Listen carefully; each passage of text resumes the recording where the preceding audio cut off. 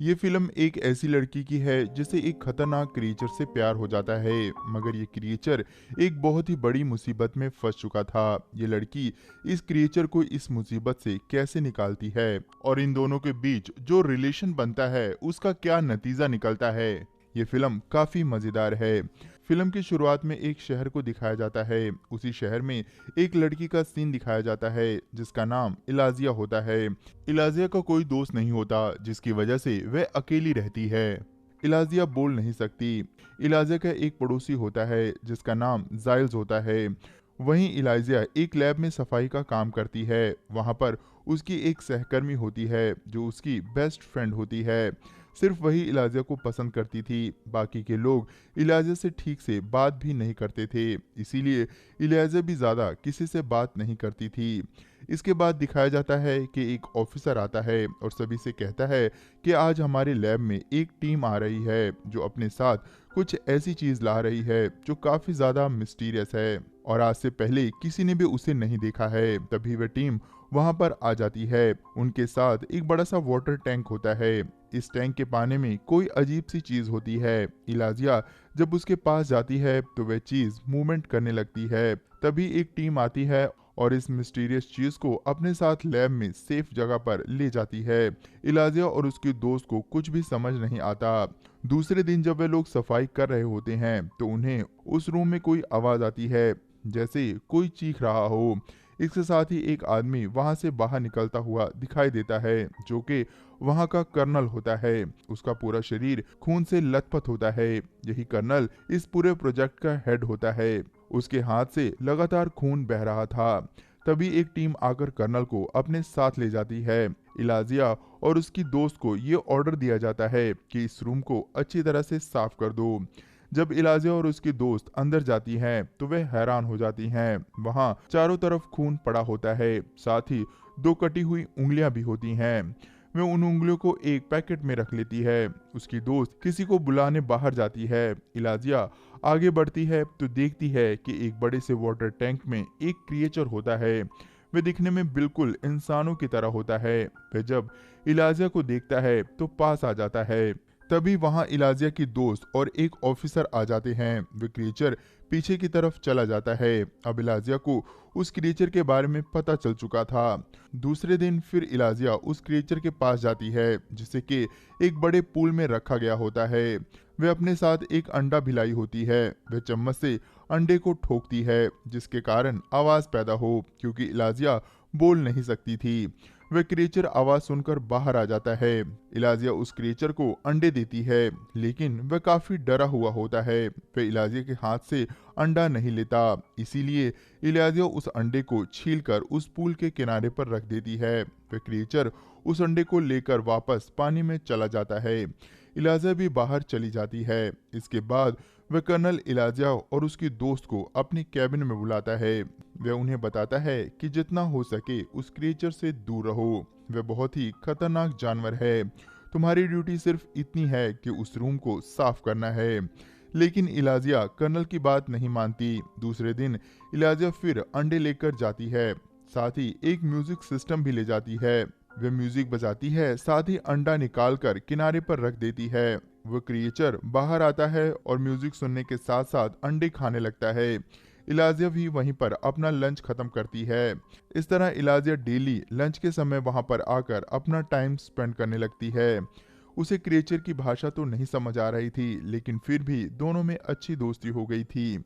इस तरह एक दिन वे दोनों इसी तरह एंजॉय कर रहे होते हैं कि तभी वहां पर डॉक्टर आ जाता है। वह इन दोनों को आपस में बातें करते सुन लेता है, लेकिन वह इसे देखकर छुप जाता है। वह डॉक्टर इस क्रिएचर पर अपनी रिसर्च कर रहा था। वह समझ जाता है कि इन दोनों के बीच एक रिलेशन बन चुका है।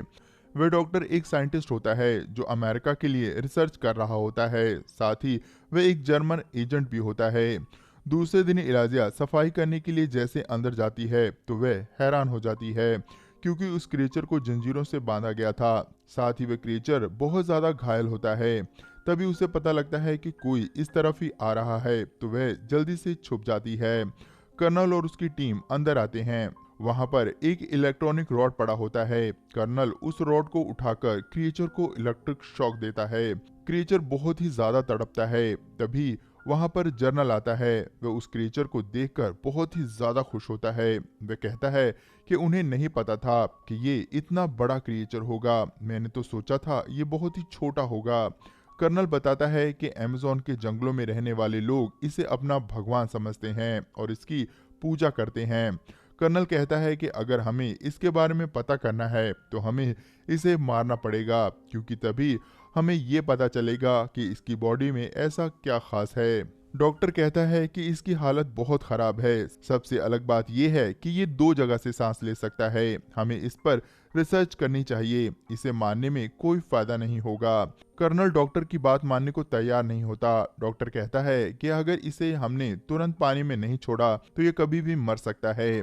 क्रिएचर को पानी में डाल दिया जाता है। वह डॉक्टर सभी को कहता है कि आप इस क्रिएचर को मार नहीं सकते। जनरल कहता है कि तुम मुझे मत समझाओ कि मुझे क्या करना है। मेरे पास पूरी अथॉरिटी है। मैं इस क्रिएचर के साथ जो चाहे करूं, ये मेरी मर्जी है। वह कर्नल से कहता है कि इस क्रिएचर की चीड़ फाड़ करके जल्द से जल्द मुझे रिपोर्ट दो। आखिर पता तो चले ये चीज क्या है। डॉक्टर ये सुनकर काफी दुखी हो जाता है। वह इस बेजुबान क्रिएचर को मारना नहीं चाहता था। इलाइजा ने भी कर्नल और जनरल के बीच हुई सारी बातें सुन ली थी। उसे भी सारी बात समझ आ चुकी थी। वह भी बहुत ज्यादा दुखी हो जाती है। वह घर आकर जाइल्स को सारी बात बताती है। वे लोग उसे मार देंगे, हमें कुछ करना चाहिए। लेकिन जाइल्स इलाइजा को समझाता है कि उसे जिन लोगों ने कैद किया है वे लोग बहुत पावरफुल लोग हैं और हम लोग आम इंसान हैं। ये कहकर जाइल्स बाहर चला जाता है। इलाइजा बहुत दुखी हो जाती है। तभी जाइल्स सोचते हैं कि आखिर इलाइजा का मेरे सिवाय है ही कौन। इसीलिए वह वापस आते हैं और इलाइजा से कहते हैं कि हम फैमिली है और हम तुम्हारा साथ देंगे। वे दोनों प्लान बनाते हैं। सबसे पहले इलाइजा वहां पर जाकर सारे कैमरे को ऊपर की तरफ कर देती है, जिससे कि किसी को भी कुछ भी पता ना चल सके कि इस क्रिएचर को कौन ले गया है। इसके बाद वह एक कार्ट में ढेर सारे टावल डाल देती है। इसके बाद वह उस पूल में उस क्रिएचर के पास जाती है और उसे बाहर निकालने की कोशिश करती है। तभी वहां पर डॉक्टर आ जाता है।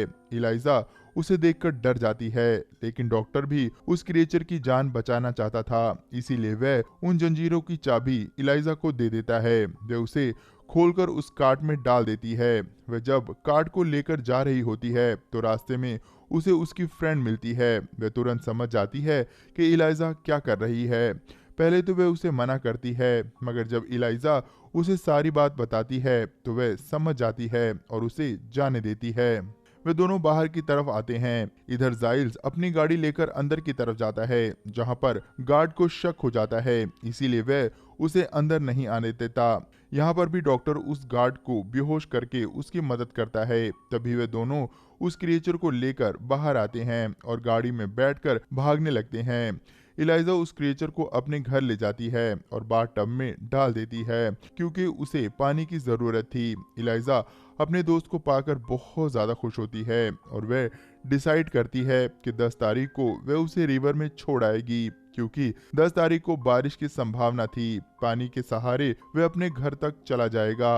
अगले दिन इलाइजा और उसके दोस्त काम पर भी पहुंच जाती हैं, जिससे कि किसी को भी उन पर शक ना हो। इधर घर में जाइल्स उस क्रिएचर के पास होते हैं और उसका ध्यान रख रहे होते हैं। इसी दौरान जाइल्स की आंख लग जाती है। वह क्रिएचर बार टब के बाहर निकलता है, जहां पर जाइल्स की पालतू बिल्ली होती है। वह उसे खाने लगता है। तभी जाइल्स की आंख खुल जाती है। वह उसे ऐसा करने से मना करता है। वह क्रिएचर जाइल्स को घायल करके बाहर की तरफ भाग जाता है। तभी इलाइजा वहां पर आ जाती है। जाइल्स उसे सारी बात बताते हैं। वे कहते हैं कि वह काफी डर गया था, इसमें उसका कोई कसूर नहीं है। जाओ और उसे जल्द से जल्द लेकर आ जाओ। इलाइजा तुरंत ही जाती है और उसे एक सिनेमा हॉल से पकड़कर वापस घर ले आती है। वह क्रिएचर फीलिंग रखता था, इसीलिए वह जब घर आता है तो उसे अपनी गलती का एहसास होता है। वह जाइल्स के सर पर हाथ रखकर कहता है कि वह भी उसके सर पर हाथ रखे। जाइल्स ऐसा ही करते हैं। वे हैरान हो जाते हैं कि देखते ही देखते उनकी चोट के घाव पूरी तरह से ठीक हो गए थे। उन्होंने अपने सर को पकड़ा तो पता चला कि उनके गंजे सर पर बाल भी आ चुके हैं। वे समझ गए थे कि जरूर इस क्रिएचर में कोई पावर है। इधर धीरे धीरे इलाइजा और वे क्रिएचर एक दूसरे के काफी करीब आ चुके थे। वे दोनों आपस में इंटीमेट भी होते हैं।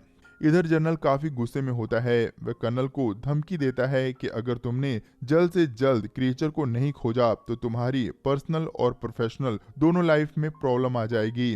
कर्नल जल्द से जल्द उसे खोजने का वादा करता है। उसे डॉक्टर पर शक होता है क्योंकि वह ही उसकी जान बचाना चाहता था।